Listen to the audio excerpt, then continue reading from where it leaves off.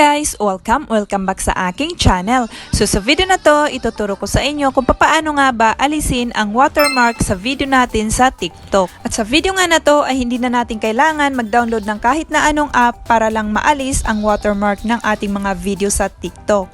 Kundi sa TikTok lang din mismo natin ito aalisin. Kaya naman kung interesado kayo sa video na to, tara na't umpisahan na natin. So let's go! Ayan, so first step, itap lang natin ang ating mga TikTok app. Kapag na-itap nyo na, ay di ba ganito yung makikita natin? So ito, dito sa plus sign na to, yan yung tinatap natin para makagawa tayo ng video. So itap nyo lang yan at gumawa lang kayo ng video. Ayan, so for example, yan yung video na ginawa nyo. Tapos ganito naman yung makikita natin. So tap nyo lang yung check na yan and then pindutin nyo lang itong next.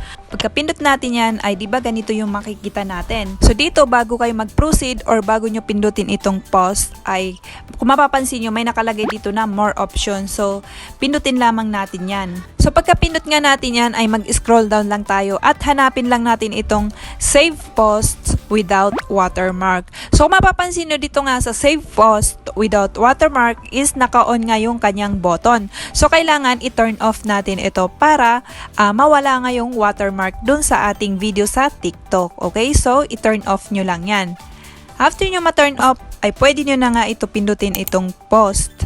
And then after yan ay okay na at mawawala na ang watermark sa inyong mga videos sa inyong mga TikTok, okay? And nga pala guys, meron akong isang channel na Aiza Faustino Vlogs kung saan nag-upload ako dito ng kung paano pumayat or ano yung mga ginawa ko para ako ay pumayat or kung paano nawala yung malaking bilbil na meron ako dati. At sa mga hindi pa nakakaalam ay isa na akong mom at meron na akong 2 kids.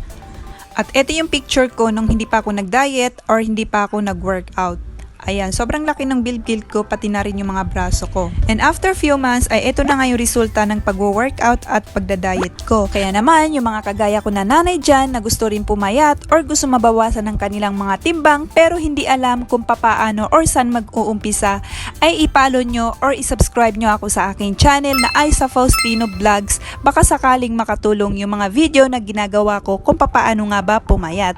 So hanggang dito na lang. Sana ay nakatulong tong video na to sa inyo and subscribe sa aking channel para updated kayo sa iba ko pang i-upload ng mga video dito sa aking channel.